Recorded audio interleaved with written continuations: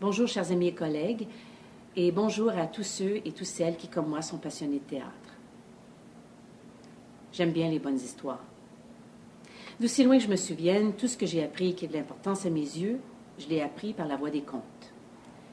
J'ai appris énormément par les histoires qu'on m'a racontées et celles que j'ai racontées au théâtre. Mon souvenir le plus ancien concernant le théâtre, c'est quand je suis allée voir Charbonneau et le chef, une pièce écrite par Thomas McDonagh, puis adaptée par Paul Hébert et Pierre Morancy. C'était en 1973 et j'avais 15 ans. Nous étions au plus fort de la fièvre indépendantiste au Québec. C'était à la fois un sulfureux débat politique et personnel au sujet de notre identité à tous. Jean Duceppe, ce grand comédien québécois, était à la tête d'affiche de cette production. Je crois bien que c'est ce qui nous amena, mes parents et moi, au théâtre. Ils n'étaient pas du genre à fréquenter les théâtres, sauf bien sûr si j'étais en vedette dans une production à l'école. Nous étions donc tous, surtout moi, très enthousiastes à l'idée de le voir jouer en chair et en os.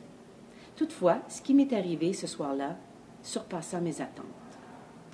Ce soir-là, j'entendis une merveilleuse histoire, admirablement racontée, et elle parlait de moi. À l'époque, j'étais déjà amoureuse de Molière et d'Ionesco et je souhaitais vivre du théâtre. Toutefois, je n'avais pas vraiment réalisé ce que ça voulait dire avant cette soirée. L'intrigue dans Charbonneau et le chef gravitait autour de la désormais célèbre grève de l'amiante à Asbestos, au Québec, en 1949. Mais c'était beaucoup plus que ça. Elle explorait les thèmes de l'égalité, de la liberté, mais surtout celui de l'identité. Une pièce écrite en anglais, adaptée en français, le français québécois, de plus. Paradoxalement, ce fut cette pièce traitant d'un sujet qui s'était déroulé bien avant ma naissance, qui m'a fait sentir un lien personnel et immédiat avec le théâtre. Cette expérience a changé ma vie. J'ai découvert que le théâtre avait le pouvoir d'offrir une voix, pas seulement à moi, mais à tous ceux avec qui je partage le monde. J'ai appris que la scène n'était pas seulement un endroit où les histoires étaient racontées, mais un endroit où nous pouvions raconter nos histoires. J'ai toujours été curieuse au sujet du monde au-delà du mien, cherchant toujours à vivre ce que vit l'autre moitié du Canada. C'est peut-être pourquoi j'ai quitté le Québec après mes études universitaires pour explorer le théâtre dans le reste du Canada, dans une autre langue, dans une autre culture. Je suis de ces artistes privilégiés en ce pays dont la carrière au théâtre les ont amenés à travailler avec les histoires et les expériences de nombreuses cultures au Canada. Les peuples des Premières Nations, les Acadiens, les Indiens de l'Est et de l'Ouest, les Noirs et bien d'autres communautés. Ces rencontres m'ont mise au défi et ont approfondi la perception que j'avais de cette nation.